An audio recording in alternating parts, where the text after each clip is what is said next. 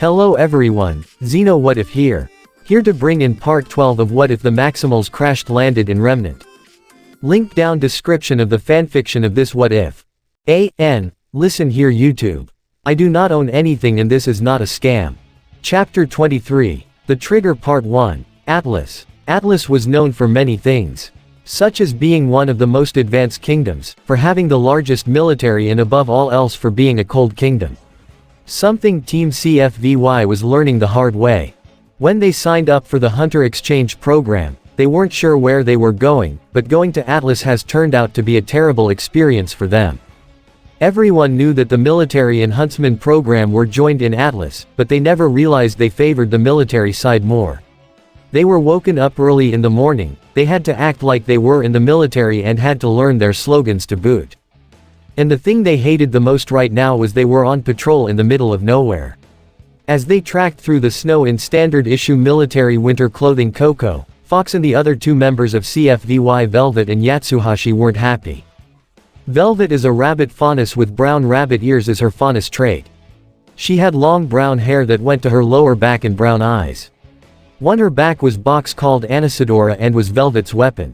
Yatsuhashi is a tall man with shaved short black hair. He had tan skin and was athletic looking. On his back he carried a large blade called fulcrum. The blade was as tall as Yatsuhashi and twice the length of his torso. The blade had a grip space for two hands and it dual-edged and two-toned. The flat part being a shiny copper while the edges appear to have a golden sheen. The blade is slightly curved with the end being a reversed, barb-like hook. "Tell me again why we did this?" asked an annoyed Coco as she hated this. "To see the world," answered Velvet as her bunny ears felt like ice blocks. "Ah," said Coco. "Next time someone says something like that I'm shooting them." "What is going on back there?" asked Winter as she stood before them. Winter was their team leader for this outing. Their mission was to patrol the area, due to weird seismic readings they've been getting here. The really weird thing was it wasn't a seismic area, so the only other possible reason is some sort of grim. But what Team CFVY didn't know was Winter was here to keep them from finding Tigatron. When she first heard out the quakes, she asked him to investigate for her. So far, he had found nothing and if she remembered correctly, he was due to check in today. "I guess being high-strung runs in the family," said Coco lightly so only her team could hear her, as she compared the two Schnee sisters together. Then all of a sudden the ground shocked as the five of them tried to stay on their feet. It only lasted for a few seconds, but to them it felt longer. "Velvet," said Winter suddenly gaining her attention. "Do you hear anything?" Velvet closed her eyes as she focused on her hearing. At first she heard nothing, but she then heard a faint voice. "I do," she told Winter. "It's faint, but it's someone saying this isn't a seismic area, something about being close to the lands, and that they had to do a report." "Do you have any other teams out here?" asked Coco as what Velvet said made no sense. "No," said Winter as she knew who it was and was trying to think of a way to get them away from him. "Maybe it's a scientist living out here," suggested Yatsuhashi as the others thought about it. "Maybe they know something about what's happening out here," added Fox. "Then let's do it then," said Coco as she realized she wasn't in charge her. "With your permission of course." Winter acted like she was thinking about it, but she knew without making people wonder why they didn't follow through on this it would be hard to explain. Her only hope was to make sure they didn't find Tigatron, but with Velvet ears it would be hard. "Very well," said Winter as she turned to Velvet. "Lead the way." And with that the group followed Velvet as they searched for Tigatron.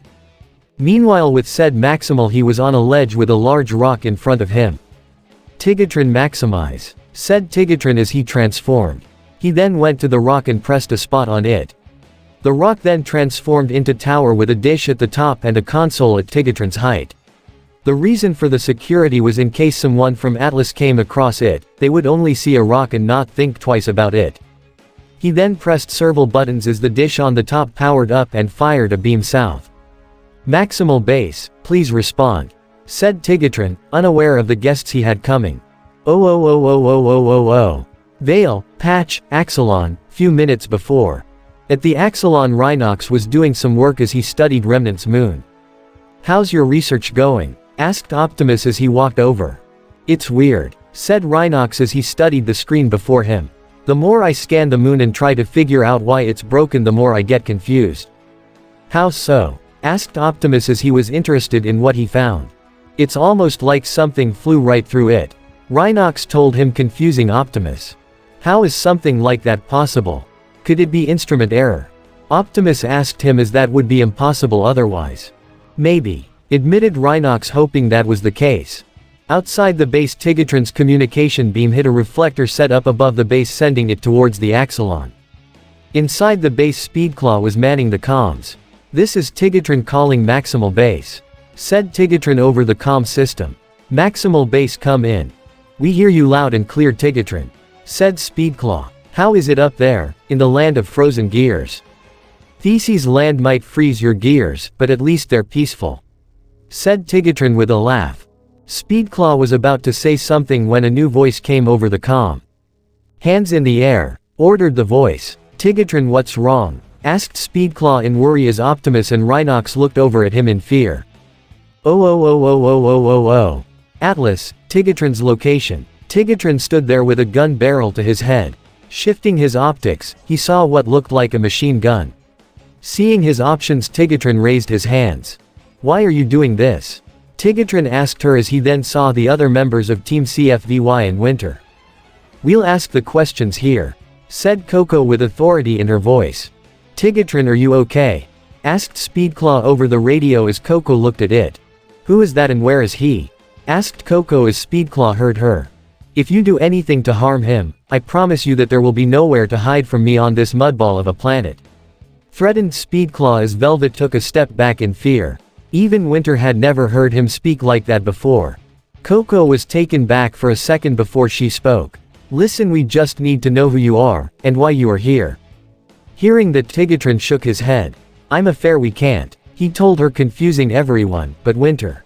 And why not? Asked Yatsuhashi as he voiced Team CFVY question. For it will forever change your world. Tigatron told him, confusing them even more. That's when one of the screens on Tigatron's communication tower started to beep. Hearing that, Tigatron quickly looked at the screen and then to the air. And to his horror, both Pterosaur and Waspinator came flying in as the both transformed into robot mode and started to fire at them. Look out! Cried Tigatron as he pushed Coco down and out of the line of fire. What's going on? Asked a confused Fox as he couldn't see anything. We are under attack by two flyers, said Winter as she brought out her gun and opened fire on the Preds.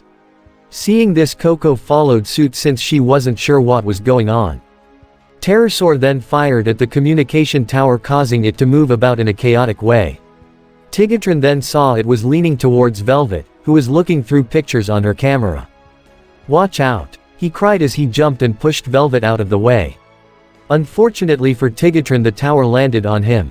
Tigatron! Yelled Winter as she saw the communication beam was cut off. Seeing this, she hoped help was on the way. Wait, said Coco as she paused in firing at the Predacons to look at Winter. You know him. I'll explain later, said Winter as she quietly added. If there is a later. Then to her relief, she saw the tower move. Yatsuhashi saw this as well as he rushed over and helped push the tower over. Once it moved over, everyone saw Tigatron sprawled out on the ground as he was pushed down enough to make an outline of him in the snow. Ow! Was Tigatron could say as he got up. Velvet ears then twitched. They're coming back, she warned everyone as they could see the two flyers coming their way once more. Acting fast, everyone with a gun started to shoot at them, but the flyers dodged their shots. Then Pterosaur dived down at the group as he activated a special rocket launcher on his shoulder, revealing a missile with a paint job of a grinning face. He then fired the missile as everyone on the ground saw it except Fox. Acting fast, they all jumped out of the way as Coco body checked Fox out of the way as they all landed near the edge of a cliff. But when it hit the ground, they heard nothing nor felt anything. Curious, they looked over and saw it was a dud. As everyone looked at the dud, they forgot about the flyers. Something Waspinator reminded them of as he rapid-fired at them.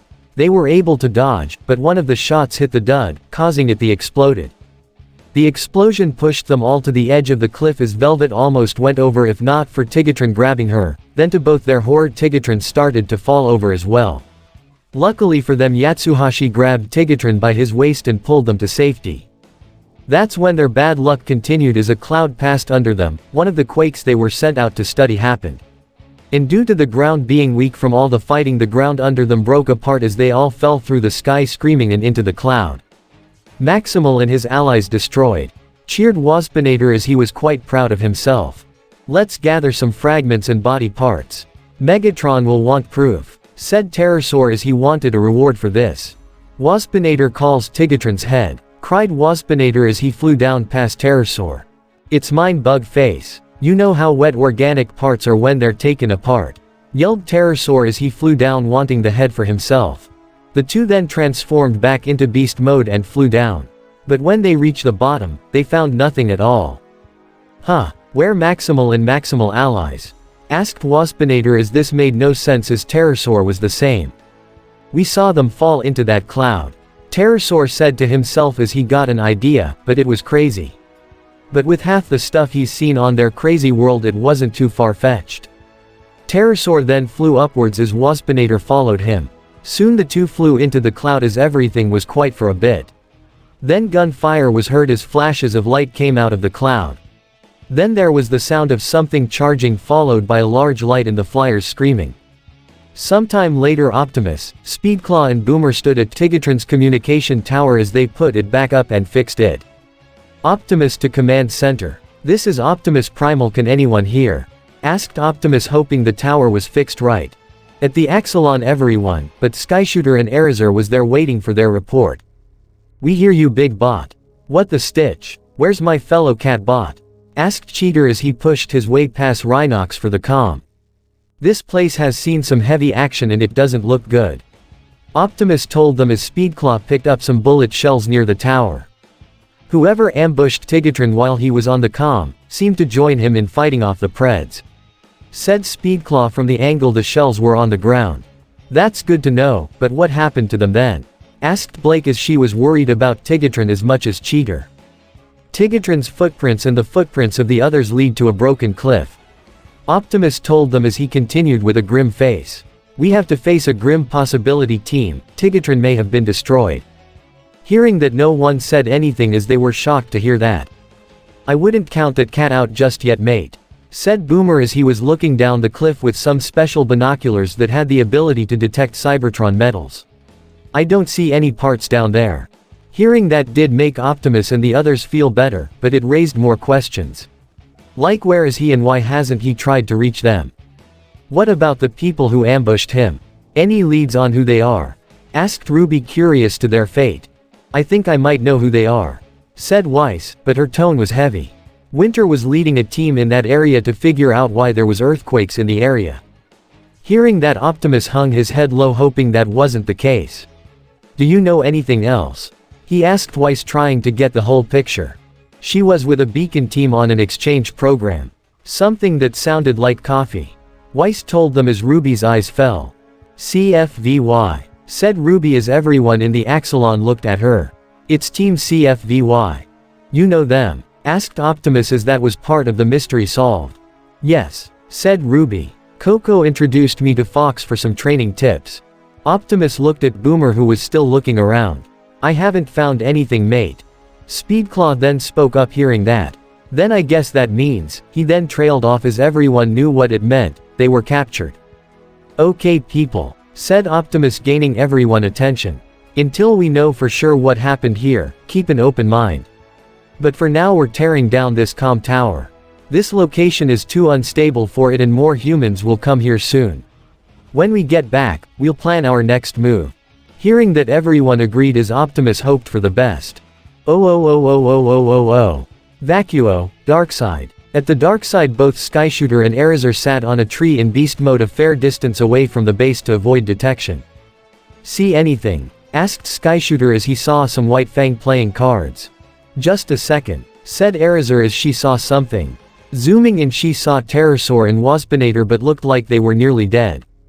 Either the grunge look is coming back or those two ran into something hot, said Eraser as Skyshooter looked her way. Whatever it was, I'll go and report it. You stay here and keep an eye on things, ordered Skyshooter as he took off and flew back to base as Eraser kept her eyes on the Darkside. A little bit later, inside the Darkside command room, Megatron, in his chair, Adam, Roman and several others looked at the state Pterosaur and Waspinator were in.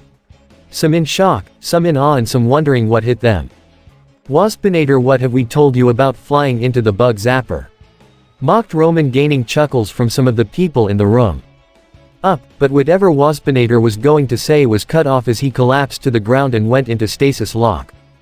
Get him to the CR tank, ordered Megatron as several men grabbed Waspinator and took him away.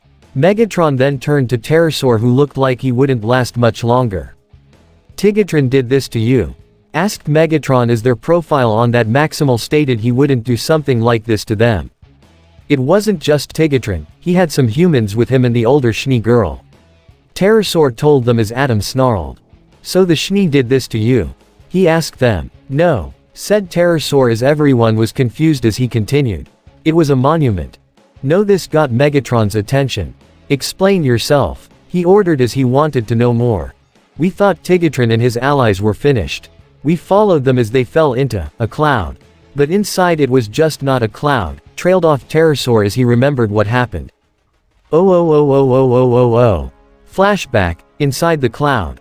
When the two Preds flew into the cloud, they saw a floating island with tall rocks surrounding it. On the inside was a lush valley with a large monument right in the middle with a pyramid top with some weird eye symbol on each side. And on each side of the base of the pyramid were ledges. As the two flew closer to the island, Tigatron's party fired at them from a small opening to the island. The two flyers then transformed and returned fire. But what either side didn't see was the monument charged up some sort of energy as a beam fired from the top of the pyramid right at the flyers.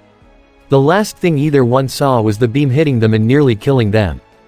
With their last bits of strength, they then called for a ground bridge. Present. As Pterosaur finished his story, everyone was quiet as Pterosaur then fell to the ground and went into stasis lock. Megatron then turned his chair away from Pterosaur as he liked what he heard. A flying island, concealed from view, which contains a powerful weapon. This could be useful. Yes. Such a tactful advantage could end the Beast Wars once and for all. Megatron said to himself as he then turned and faced Adam. Adam, send Pterosaur to the CR tank and then gather your men. We must take control of that island at once, ordered Megatron, as some men took Pterosaur away. Whoa there, Megatron, said Roman as he held his hands up. We know nothing of this place, and you want to take everyone there. Hearing that, Megatron glared at him as Adam spoke up. He's right, Megatron, this place must have been built by those aliens. We can't rush into this. Megatron scowled at the comment, but he knew they were right. Very well then. Adam, take a squad with you and make an advance base. Take Scorponic and Blackarachnia with you. Find out everything you can about that island. And when you find Tigatron and his allies, terminate them. Hearing that, Adam nodded as he went to get everyone. Wait, said Megatron as he smirked at Roman. Take Roman with you. Hearing that shocked both men. Wait, what good will I be there? Asked Roman as he was more of a businessman than anything. Your idea, your mission, said Megatron with a smirk as Neo then appeared before them. Neo then pointed at herself and then at Roman as she crossed her arms. Are you saying you'll go in Roman's place? Asked Megatron as he was surprised by this. Neo nodded yes as Megatron grinned. Very well then, you may go in his place. Megatron told her as Neo left with Adam. You have a loyal ally there, Roman, said Megatron with a hint of envy in his tone. I know, said Roman as he never wanted to lose Neo. But what nobody knew was Cinder was there as she held out a new scroll she recently got from her boss, as she had just sent the entire conversation to her. She then made herself scarce as she didn't want to be caught. Vale, Patch, Axelon. Meanwhile at the Axelon, Skyshooter was giving his report on what he and Erizar saw to Optimus and Ruby. You're sure of this? Asked a surprised and relieved Optimus. Yes, Erizar saw it first, but I can confirm it. Both Pterosaur and Waspinator barely online, answered Skyshooter as both Optimus and Ruby looked at each other in surprise. That couldn't have been Tigatron. He'll defend himself, but total destruction goes against everything he believes in, said Optimus as it didn't make sense. Maybe Winter would do that, but Tigatron would never let her go that far, added Ruby as this made no sense. Did you see anything else, like prisoners? Asked Ruby, curious to what the answer was. No, Everything looked normal over there. Skyshooter told her. Maximal base come in. They heard Erazur over the comms. Optimus then went over to the comm and answered it. Maximal base here, Erazur. What's going on? He asked her as Ruby and Skyshooter flanked him. I've got 2 jump ships leaving the dark side. From what I can tell they're heading north, said Erazur as everyone looked at each other in wondering what was going on. Follow them, ordered Optimus as he wanted to know what they were doing.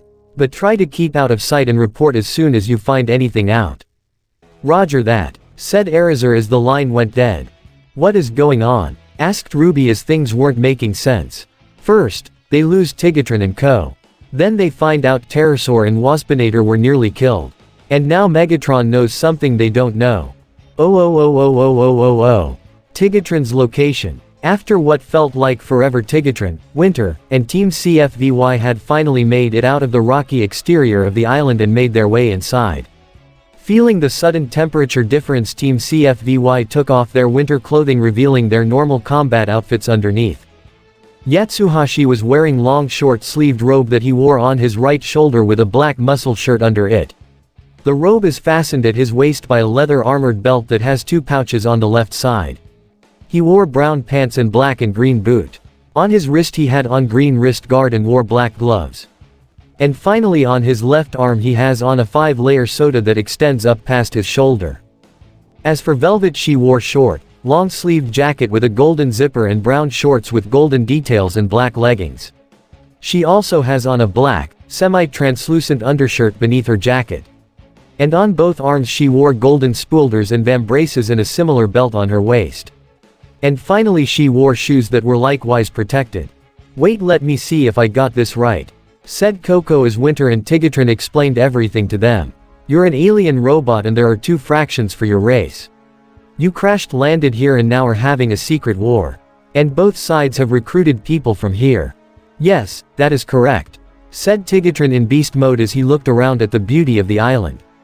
Coco rubbed her temples. Next, you're going to tell me Ruby is a part of this. You know Ruby as well?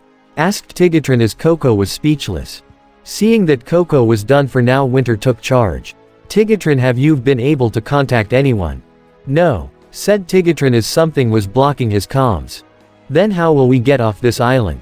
Asked Velvet as she too was taking in the beauty of the island and was taking some photos. I don't know, admitted Winter as she looked at the monument in the center of the island. But our best course of action is to head to that monument. Agreed, said Coco as they started to walk towards it. As they walked, Yatsuhashi spoke up. It's hard to believe that such a place exists. I know, if I didn't know better, I would have never guessed we were in Atlas. Added Fox as it was weird. And there's no Grim anywhere, said Velvet as looked around on her camera and her ears didn't pick up anything. Truly this place is a paradise, said Tigatron as he felt at peace here. True, but what I want to know is who built this place, said Winter as she was worried it was those aliens the Maximals told her about. But as they walked they passed a boulder as on the other side facing away from them was a weird marking. It almost looked like a man holding an anchor sideways.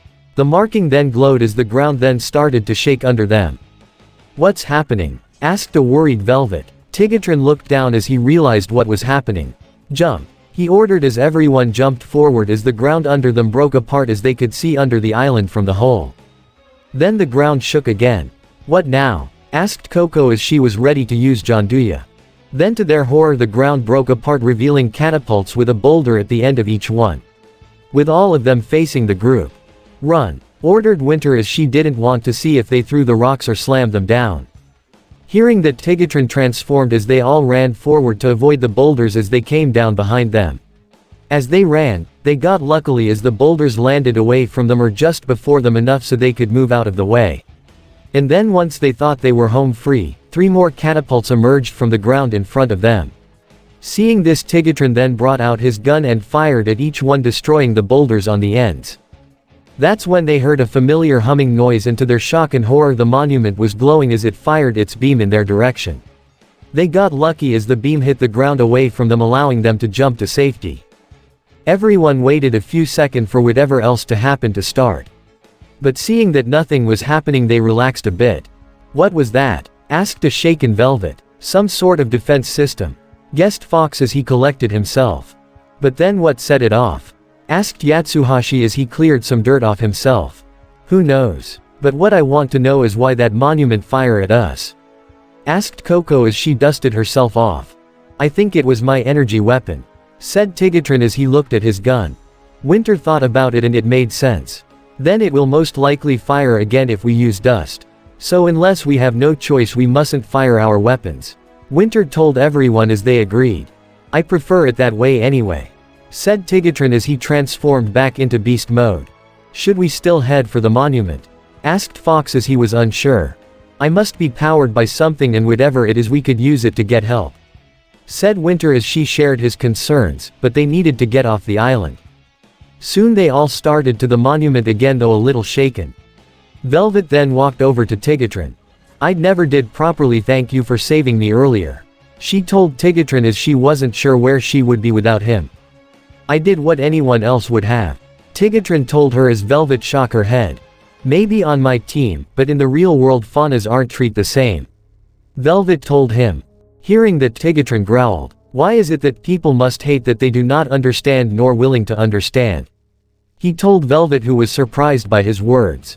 I wish I knew, Velvet told him as she really did. Oh.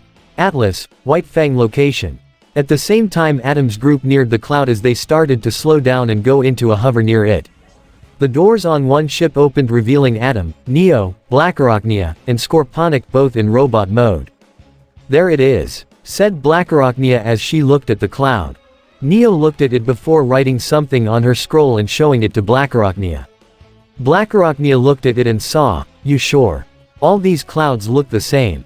Yes. While Waspinator and Pterosaur aren't the brightest witness, the description fits. The flying island must be inside, said Blackarachnia as Neo nodded. Scorponic, send a cyber bee inside and check it out, ordered Adam as he didn't want to fly into a cloud and risk crashing into something. Hearing that, Scorponic grumbled as he opened up his right pincher revealing a cyber bee. Cyber bee launch. The bee then took off as it flew into the cloud. At the same time Scorponic linked his optics with the bee so he could see what it was seeing. Once the bee got through the cloud cover it saw the island. It flew past the rocks and started to examine the inside. It saw the monument and circled it as it took in everything it could. The bee then went to the other side of the island. But as it passed some rocks Tigatron suddenly jumped out and attacked the bee. Seeing this Scorponic took a step back in shock. Well, is it in there? Asked Adam as he wanted to get out of this weather. Yeah, so is Tigatron, answered Scorponic as Neo looked out of the ship and saw something. Good, that means his allies are there too, said Adam with a grin as Neo grabbed Blackarachnia and pointed towards a nearby mountain. What is it? Asked Blackarachnia annoyed as Neo pointed. Seeing this zoomed in with her optics and raised an eyebrow. Climbing the mountain was a large pack of Grim that looked like saber-toothed cats called Sabers. But what caught Blackarachnia's attention was they kept looking at the cloud, like they wanted to get to it. Adam, look at the mountain ahead of us near the base, said Blackarachnia as Adam was curious to what she was talking about, so he grabbed some binoculars. He then saw the Sabers and how they kept looking at the cloud. What the? Was all he could say as he never seen Grim act that way before. Do we proceed, or do we kill the Grim? Blackarachnia asked him as Adam though about it. We continue the mission, he told her as he closed the door. Even if they get onto the island what can they do? Hearing that Blackarachnia nodded but a part of her couldn't shake the feeling something bad was going to happen because of those Grim. The two ships then flew into the cloud as Erazar watched them confused. Why would they risk flying into a cloud? She asked herself as she followed them in, but unfortunately for her she was too close and one of the ships caught her on their radar, as it then readied their missiles. Meanwhile Tigatron held the cyber bee he caught down with his paw as Winter tried to reprogram it. What is that thing? Asked Coco as she looked at the bee. A Predacon cyber bee, answered Tigatron with some worry in his voice. If it is here, then Scorponic and who else is not far behind. Then what do we do? Asked Fox as he was starting to feel useless in their situation, since he was blind. I'm reprogramming this thing to carry a message for the Maximals. Once they get it, we can get a rescue party here. Winter told him as she unplugged some wires causing the bee to stop moving. They then heard a bird cry as Erezer broke the cloud cover, but unfortunately for her a dropship was behind her as it then fired a missile at her. The missile hit her dead on as Erezer fell from the sky as her feathers slowly followed her. Tigatron's group watched as Erezer fell close to them as they heard the monument charge up again. It then fired at the ship hitting its right wing, as the ship then lost control and crashed on the opposite side of the island. Adam saw this as his eyes widened behind his mask. "Get us down there," he yelled to the pilot as the ship flew over to the downed ship. Admiral then turned to Blackarachnia. "What happened there?" he demanded as he wanted answers. "I can't say for certain, but I think is sort of defense system. If we use anything dust or energon related it will cause the monument to fire," said Blackarachnia as Adam clenched his fist. "That greatly weakens their abilities to fight, but at the same time it also affects their enemies." Soon the ship landed, and Adam jumped out as he saw some of his men moving. But they weren't in good shape. Some were bleeding badly while some laid on the ground moaning. "Gather the injured onto the ship and get them back to the dark side," ordered Adam as those on his ship quickly unloaded their supplies as they then went to help. "What are you doing?" asked Scorponic as this made no sense to him. "I'm not sacrificing these men," said Adam as Scorponic was about to retort, but Adam cut him off. "And when they come back, they can bring us close-range weapons, since our regular gear will be more harmful to us." Hearing that, Scorponic glared at him as he went to the crash to see what he could save. A little bit later with Tigatron's group everyone was gathered around Erezer as she was starting to come to. "Erezer, Erezer," said Tigatron trying to get her to focus on his voice. Erezer then opened her eyes as she saw Tigatron still in beast mode in winter. She then tries to get up only for Tigatron to stop her. "Lay still," he told her as she could only groan. "You've been hit badly. Your beast form will make repairs, but it will take time." But the Predacons and White Fang," said Erezer weakly as she barely had any strength. "We know," said Winter. "We capture one of Scorponic's cyber bees. We reprogrammed it to convey a message to the others. If we're lucky they should have it soon. Oh. Vale, Patch, Axelon." In the Axelon Optimus stood in the command center holding a cyber bee as Ruby, Yong, Blake, Cheater, Rattrap and Skyshooter stood in the room as well. "Good thing you didn't just blast this," said Optimus as he set the bee on the table. "Well I would have but it was carrying one of Erezer's feathers," said Cheater as he held the feather in his hand. "Yeah so it must have been important," added Yong as the two looked at each other and nodded. "Sides they missed," added Rattrap as the two glared at him. "It wasn't pretty to watch," said Blake as the two tried to outdo the other. "They got lucky that they couldn't hit anything because of it." Hearing that, Ruby giggled as Cheater and Yong looked away embarrassed. "Prime," was all Optimus could say as Skyshooter looked at the two shaking his head. "Let's see what we got," said Ruby changing topics as she activated the bee. The bee projected an image in front of them as they all saw Tigatron and Winter. "Hey it's Tigatron," Cheater said in joy as he side-hugged Blake, as Blake smiled at seeing him. "Attention Maximals. This is a Code 1 emergency message," said Tigatron as this gained everyone's attention at the serious tone he used. Winter then took over. "The two of us and a team from Beacon are trapped on a floating island protected by a cloud cover with a self-contained ecosystem in Atlas. Erezer has been damaged upon entry into the island. The White Fang and Predacons are here as well. This island has an energy weapon the likes I have never seen before. One blast could destroy an Atlas battle cruiser. If the White Fang or the Predacon gain control of this weapon and the island it will be the end of the Beast Wars and the enslavement of Remnant."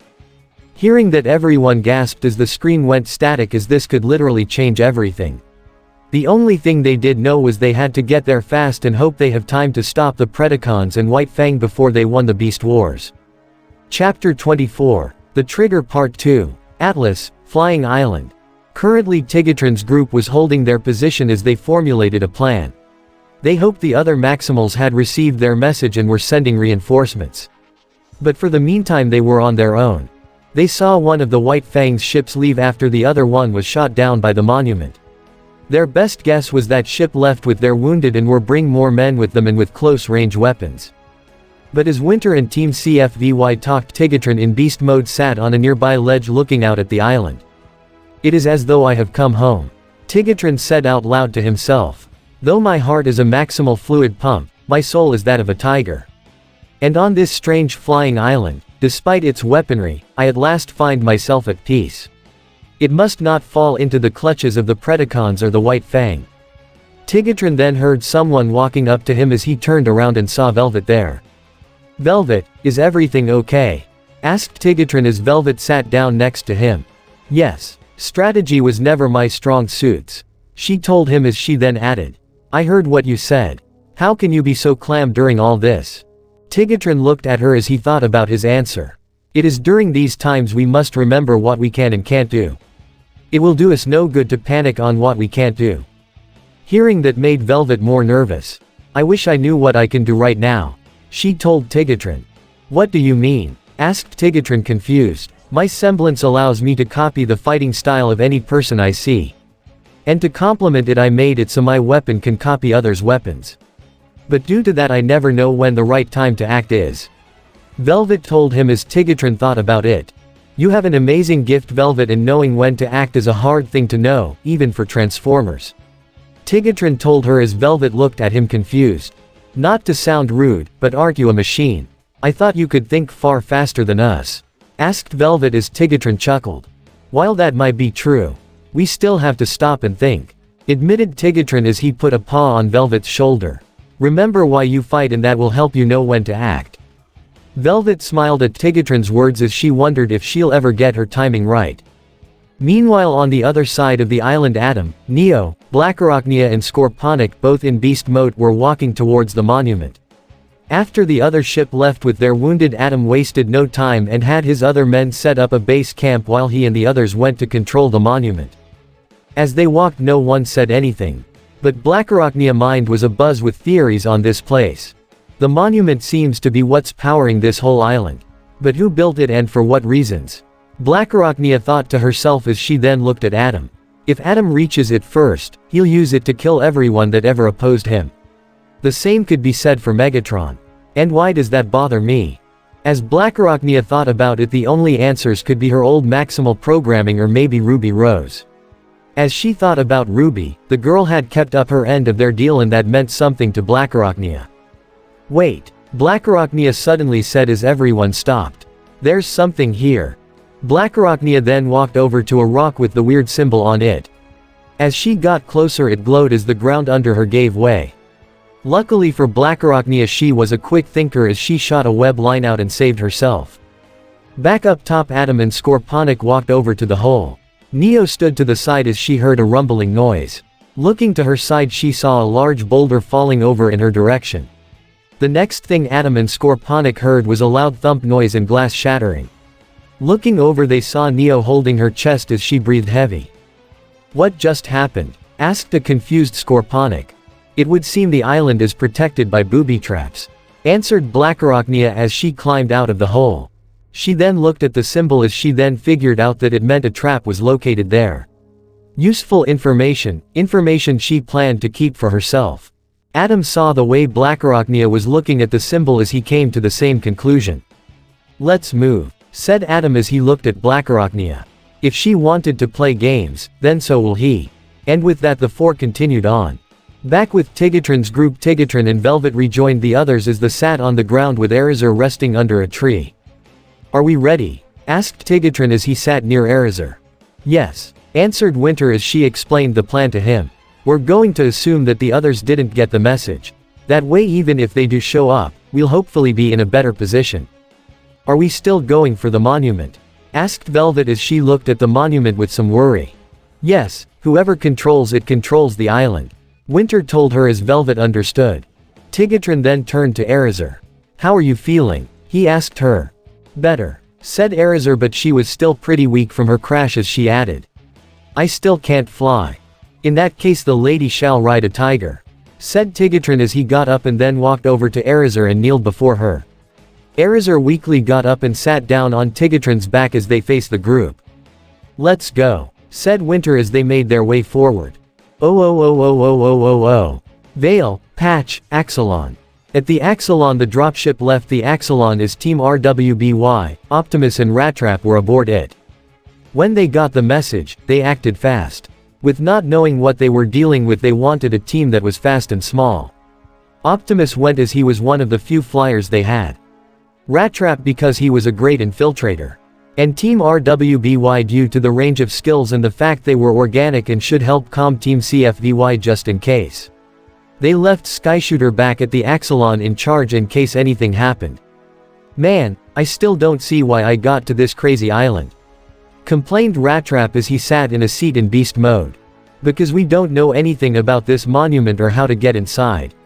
You're the best infiltrator we got, so it makes sense," said Ruby from the co-pilot seat as Weiss flew the ship. "The curse of a great reputation," said Rattrap as he hung his head down. Optimus, in robot mode, shook his head as he opened the back hatch as he looked at the Axelon in the distance. Inside the Axelon, Rhinox pressed several buttons as Skyshooter stood behind him. "Launching laser probe, now," said Rhinox as a green beam shot out of a dish on the Axelon's roof. The beam flew through the air until it hit Optimus in the chest. Seeing the beam hit him, Optimus then closed the hatch. "This is Maximal base calling Optimus. Come in, Optimus," said Rhinox over the comm. "This is Optimus Primal. Respond, Optimus," as he walked to the front of the ship. "Sounds like the laser link is working fine. It's line of sight transmission. But at least it's free of energon interference. And the inferred beam should go right through that cloud cover," said Rhinox as that was something working for them. "That's good to hear," said Optimus as he wondered something else. "Skyshooter, what's the plan in case we fail?" Hearing that, Rattrap and the girls gave Optimus a look but knew that too much was riding on this, not to have a backup plan. "We're currently moving the more important gear to a cave system on Vale we found a few weeks back. It should provide enough cover for us in case things go south," explained Skyshooter as it was the best plan they could make on such short notice. "Really, mate, I thought we were dumping this stuff at Ruby's place." They heard Boomer joke in the background. "Big news, big bot," they heard Cheater say out of breath. Both Waspinator and Pterosaur took off from Pred Central. "They must be back online," warned Cheater. "You hear that, Optimus?" asked Rhinox, hoping they had time to prepare. "More than hear it, Rhinox. We're living it live," said Optimus as he rushed to the back of the ship as Pterosaur and Waspinator flew towards them. The two flyers then transformed as they fired at the ship. Weiss moved the ship out of the way as Rattrap returned fire with the ship's weapons, but like last time the flyers easily dodged them. But as they kept their eyes on the ship, they failed to see Optimus flying up behind them as he fired at them with his wrist cannons. The two flyers dropped a bit from the hit, but quickly composed themselves. Pterosaur flew at Optimus while Waspinator went after the ship. Pterosaur fired his shoulder cannons at Optimus, but Optimus flew out of the way as he then activated his back missiles and fired. Pterosaur smirked as he fired at the missiles, destroying them with ease. But that's when he realized Optimus was gone. "Huh, where did he go?" Pterosaur asked himself out loud in confusion. "Right here," said Optimus from behind Pterosaur as he fired his missiles again. And since he was close to Pterosaur, all Pterosaur could do is cry out in pain as he fell through the sky as his flight systems were damaged. Optimus watched as Pterosaur then transformed into beast mode and glided through the air. Back with the ship, Weiss did her best to dodge Waspinator's fire, but some shots hit them. Rattrap groaned as he couldn't hit the bug as he was too quick for him to hit. Ruby, Blake and Yang fumbled inside the side as it quickly turned. "That's it," yelled Yang as her eyes turned red for a second. "I can't take it anymore." Yang then went for the door as Ruby stopped her. "Yang, what are you going to do?" asked Ruby as Yang stopped as she had no plan. "Okay, but I'm done with this," said Yang as the ship shook again. "Don't worry, I have a plan," Ruby told her with a smirk, making Blake and Yang look at her in confusion. Outside, Waspinator smirked as he dodged more fire from the ship. He then saw the door open as he flew to line up with it. It was then Yang came flying out with Gamble Shroud wrapped around her. She then fired at Waspinator, who was in shock from her sudden appearance. Waspinator flew backwards until he hit something soft. Curious, he looked back and was shocked to see a giant Nevermore. The Grim screeched at him as Waspinator screamed out in fear as he flew away as the Nevermore chased him. Yang watched this in confusion as Blake and Ruby started to pull her up. This was the first time she had ever seen a Grim chase a Transformer before, as they always avoided them due to the energon in their veins. "Unless that force commanding them is at work here. Hang around here often?" asked Optimus with a grin as Yang rolled her eyes at him. That was bad, Optimus, said Yang as Optimus grabbed her and flew her up to the ship. No worse than your jokes, retorted Optimus as they entered the ship as the door closed. But in all seriousness, did you see that Grim just now? Asked Yang as everyone in the ship looked at her confused. I did, said Optimus as he then quickly explained what they saw. Okay, that is odd, admitted Blake as that was weird behavior for Grim. We need to get to that island now, said Ruby as she had a bad feeling about this. Agreed, said Optimus as Weiss increased their speed. Oh. Atlas, Flying Island. Meanwhile, Adam's group continued towards the monument at a good pace. Then as they neared a tree with a symbol on it, Blackarachnia suddenly stopped, as she then grabbed Scorponic by his tail and tossed him backwards. Hold it, we should avoid this area, warned Blackarachnia as Scorponic got up and glared at her. Why? Asked Scorponic as he cleared the cobwebs from his head. Call it intuition, was all Blackarachnia said as that didn't sit well with Adam. I need more than intuition, Blackarachnia, said Adam as Blackarachnia kicked a rock near the tree. The symbol glowed as the tree flew over onto the path they were taking. Adam looked at the fallen tree, then at Blackarachnia as he was right, she did know something about the traps. But to call her out right now would be a waste of time. Let's go, was all Adam said as they continued. But what they didn't know was they were being spied on. A fair distance away, Erezer watched the whole thing and saw the symbol glow as well. Currently their group had a rock wall on both sides of them as they wanted some cover as they spied on their enemies. Well, what did you see? Asked Winter, hoping for something good. Adam's group is getting closer to the tower, answered Erezer as Winter didn't like that as Erezer added. Also, Blackarachnia was freaked out about some symbol. Hearing that confused them as Velvet spoke up.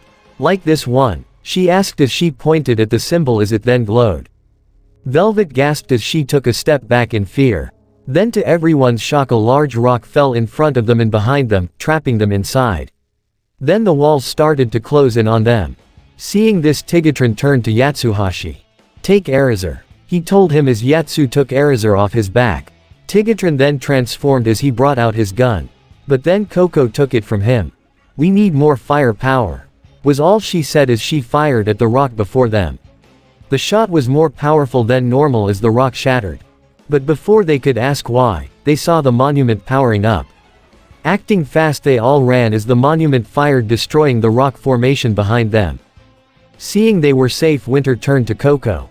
What happened with Tigatron's gun back there? Winter asked her as Coco dusted herself off. My semblance, said Coco as she handed the gun back to Tigatron. It's called Hype. It allows me to use my aura to increase the effect and power of dust.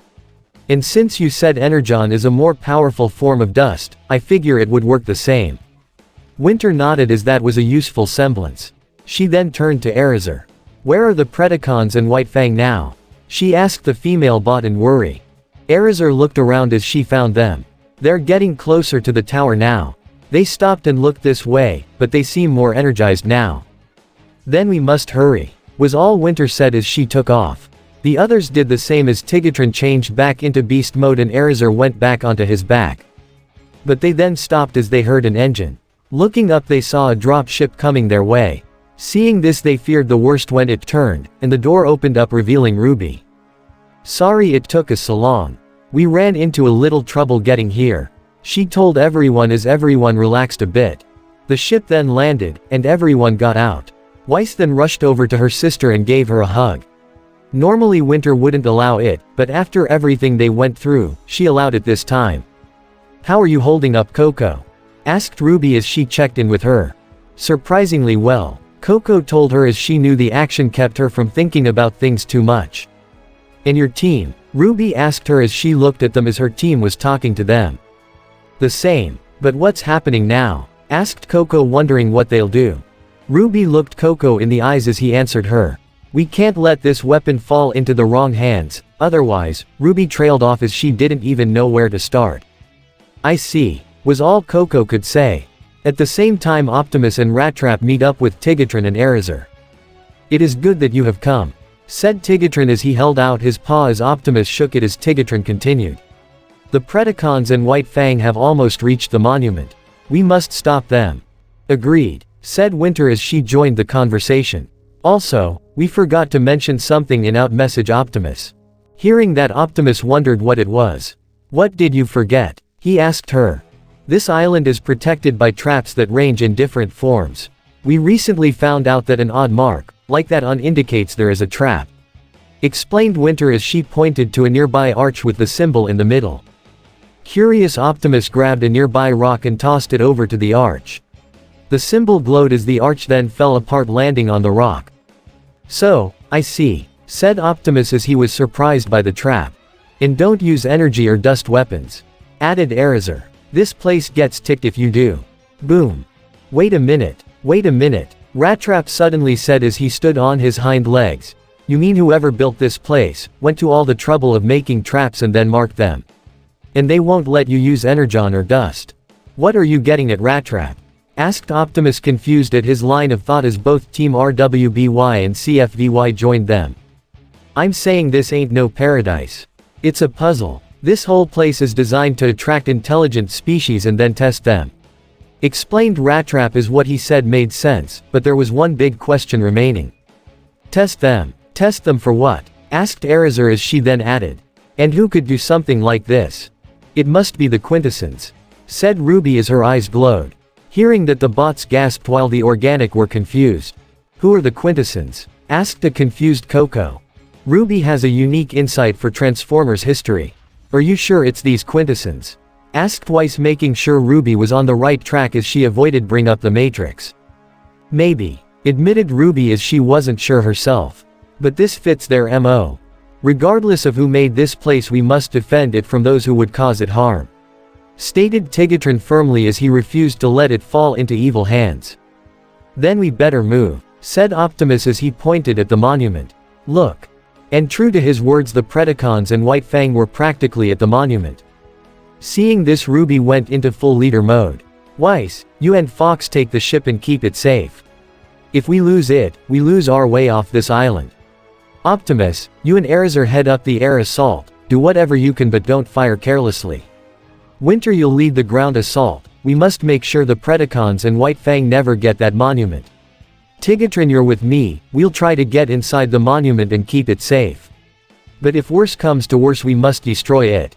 Hearing Team CFVY was shocked at the plan of attack Ruby made just now. While Winter heard about Ruby's plans, this was the first time she heard her come up with one. You heard her, said Optimus, snapping Team CFVY and Winter out of their thoughts. Let move, people. And with that, everyone rushed to the monument, hoping they would be able to stop the Predacons and White Fang. At the monument, though, Atom Group arrived as they looked at the building before them. How do we get in? Asked Atom as he looked for any opening near them.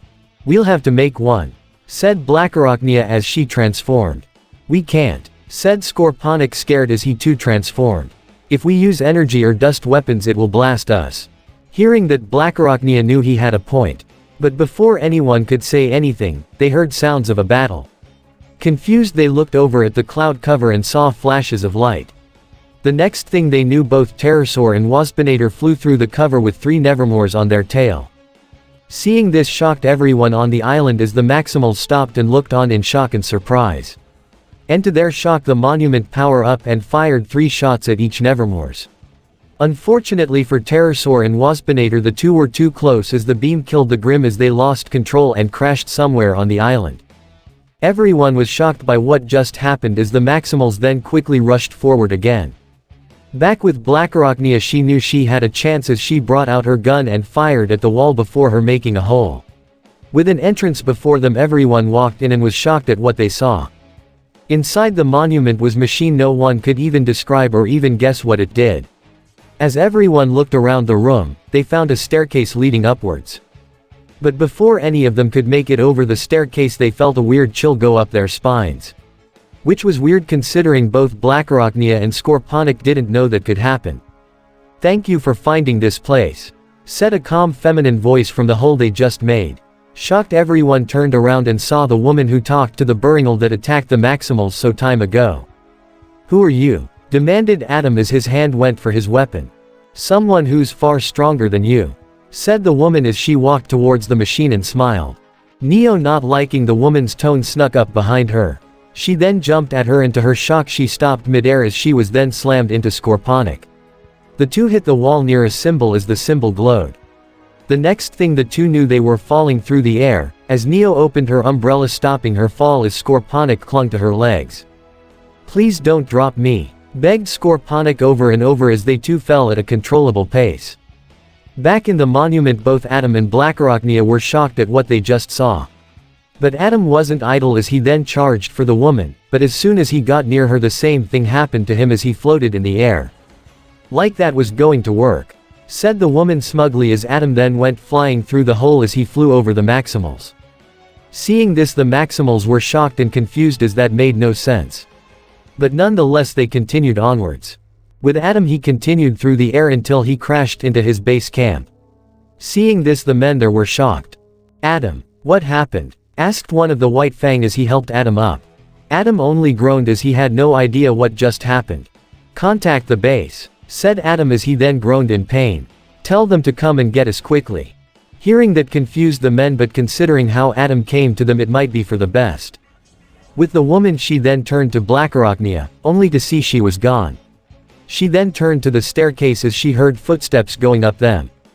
With Blackarachnia she didn't know who that was, but she sure as hell wasn't going to wait around and find out. "That wasn't very nice," said the woman as she was now in front of Blackarachnia. "Wait, how?" asked Blackarachnia as she was confused. How did this person get ahead of her like that? The woman then made a wave of her hand and a nearby support pillar fell over trapping Blackarachnia under it.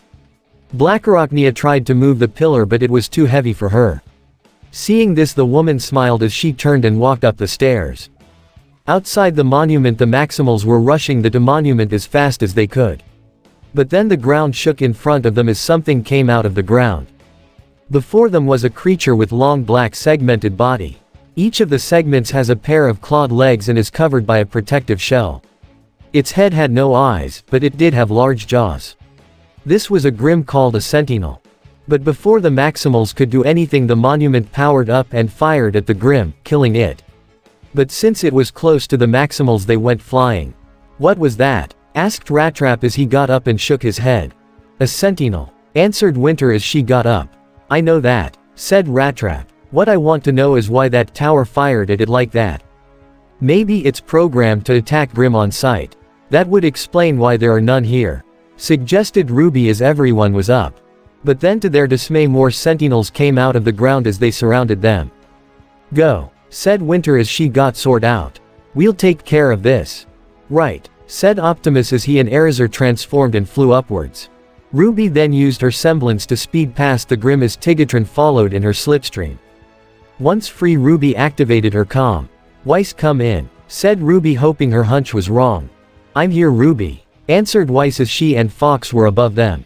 "I need you to go outside the cloud cover and make sure no more Grim are coming," ordered Ruby as a sentinel came out before her, but Ruby quickly cut its head off. "I understand," said Weiss as she flew the ship out of the cloud and saw nothing at first. Then she started to fly the ship around the cloud, just to be safe. Back in the monument the woman had just reached the top as she blew open a pair of doors before her. She then walked into a large room with a weird star symbol with an eye in it on the floor. On the other side of the room was a throne in front of a large window. "And they thought they could hide this place from me," said the woman with a smirk. She then walked forward as she then stood in the center of the symbol. The symbol then glowed as a pillar of light shot up. The woman grinned as she felt the control of the island coming to her. When the light died down the woman then walked over to the throne and sat down. She then turned the throne around so she could face the outside. "Now that I have the island, it's time for people to see what is coming for them," said the woman with a smirk. The monument then started to glow as it shot out beams of light from all sides. These beams hit the cloud barrier. The beams then went upwards as they meet in right above the monument. Then the monument fired something upwards destroying the barrier. Seeing this the Maximals could only look on in worry as none of them knew what this could mean. The woman looked over as she saw Optimus and Erizar in the air. She swung her arm out, then the monument started to fire random blots of energy across the island. "Incoming!" yelled Coco as one blast landed near them.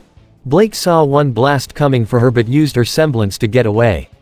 Yatsuhashi went flying as one blast landed near him. Yang tried to shotgun punch one coming for her, but the blast was too strong as she too went flying. Velvet used her semblance to move around like Ruby would, avoiding the blasts. And Winter made an ice wall to protect her and Coco. In the air, Optimus and Erizar flew about to avoid the blast. While Ruby and Tigatron were nearly at the monument and didn't have much to worry about. Erizar then got close to the monument and figured since it was firing all these small shots that it couldn't charge up a large blast. She then opened fired on the monument, which proved to be the wrong decision. The monument charged up and fired at Erizar. Erizar went flying through the air as she barely gained control before crashing on the ground. Inside the monument, the woman was smiling as she just watched Erizar get blasted. "Now then," said the woman, "let's see what Ozpin has to say about this. Set a course to Beacon Academy." Weiss watched in horror as the island started to move and head south as it picked up speed, as she chased after it.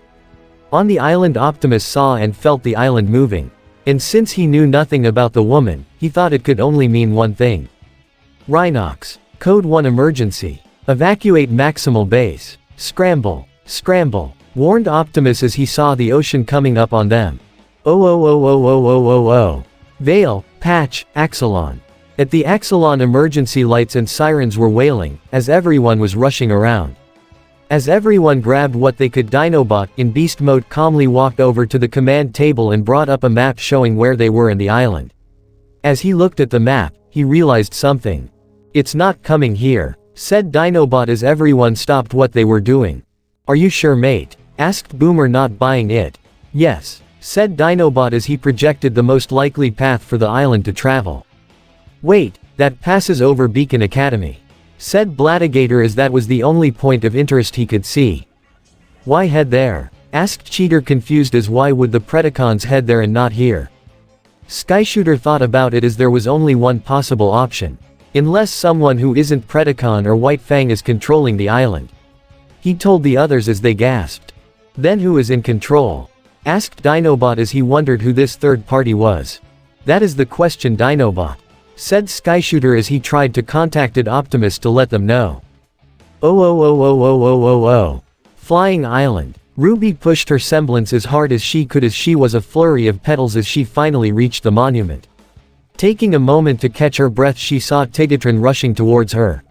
Seeing this, Ruby went inside and gasped at the machine before her. As she looked at it, she was about to bring out Crescent Rose when she heard grunting. "Move," heard Ruby as she recognized it as Blackarachnia. Looking at the machine and then to the staircase she heard Blackarachnia from, she sighed. Ruby then went to the staircase as she did Blackarachnia 1. As she headed up the stairs, Tigatron reached the hole and saw Ruby heading up. She must have a reason, thought Tigatron as he looked at the machine before him. Ruby walked up a few steps and then saw the state Blackarachnia was in.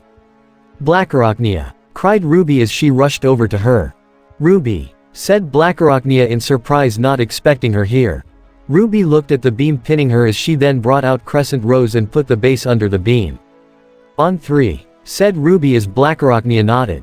1, 2, 3, said Ruby as they both pushed as the beam moved enough for Blackarachnia to slip out. Seeing this, Ruby retracted her weapon as the beam fell. "What happened here, Blackarachnia?" asked Ruby as none of this made any sense. "I don't know. 1 second we were gaining control of this place, the next thing we knew this weird woman shows up and started to throw us all over the place," explained Blackarachnia as she didn't understand it herself.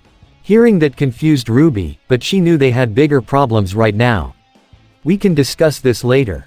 For now we need to get out of here," said Ruby as Blackarachnia wasn't going to argue.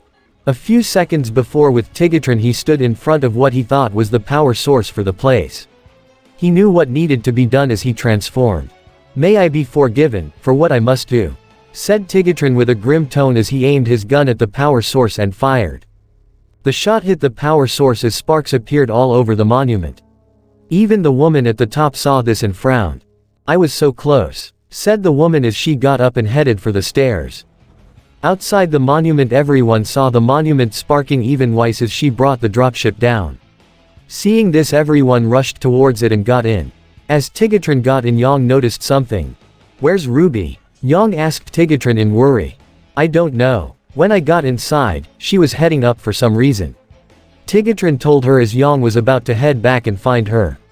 But to her relief she saw Ruby rushing towards them. But the relief vanished when she saw Blackarachnia following her. Yang was about to say something when the two got aboard. "Go, go, go," cried Ruby as she closed the door with Blackarachnia inside. Without knowing about Blackarachnia, Weiss took off. With the White Fang, their transport ships arrived as they rushed aboard as no one wanted to stay around as the island fell. On the island the woman had just got out as a medium-sized Nevermore flew down and picked her up and got her to safety. All the groups watched as the island hit the ocean as it skipped several times as it lost mass each time. Soon it settled as it slowly started to sink, but when the water hit the monument, the top glowed blue as it fired a weird blue beam towards the moon. A beam that everyone on that side of Remnant could see. But what no one knew was there was an identical monument on the moon as the beam hit it and redirected it towards deep space. As the beam went out it torn through space-time like how the Maximals and Predacons ships did when they first arrived on Remnant. When it was all done no one said anything on either side. "Amazing," said Blackarachnia, hoping there was sensor data to study. Unfortunately, that made everyone remember she was there. Everyone, but Ruby and Team CFVY aimed their weapons at her. "Good job Ruby, we now have a prisoner," praised Winter as this could get them some good intel on their enemies. Seeing this Ruby was glad she was still next to Blackarachnia as they were now over solid land. "I'll open the door," whispered Ruby, hoping Blake or Velvet didn't hear her. "Actually, I made a deal with her," said Ruby as she walked away from Blackarachnia. "I get her out of there and she tells me who was in control of that monument." "Someone else was in control?" asked a confused Optimus. "Yes," said Blackarachnia as she saw Ruby was right in front of the door control. "I have no idea who or what she was, but she was humanoid with pale white skin and hair." Hearing that confused a lot of people as Rattrap spoke up. Don't tell you're buying this," he told the others. "Believe me if you want, Rat, but I'm out of here," said Blackarachnia as she rushed Ruby as Ruby hit the wall as Ruby, accidentally, hit the door control. Seeing the door open Blackarachnia jumped out of the ship as she used her webbing to hit a nearby rock formation as she landed safely on it. Seeing this Erazor was about to give chase. "Wait," said Ruby as everyone looked at her confused. "It's been a long day and the last thing we should do is a manhunt." Hearing that Optimus agreed. "She's right," he told the others as he added. "Right, we should head back to base and regroup and examine everything that happened." Everyone agreed as they all knew the unspoken questions. What was that beam and who got it? And who is this mystery woman and is she the mysterious being controlling the Grim? The only thing they did know was time would answer these questions. And this is the end of part 12 of this What If. I hope you guys like it.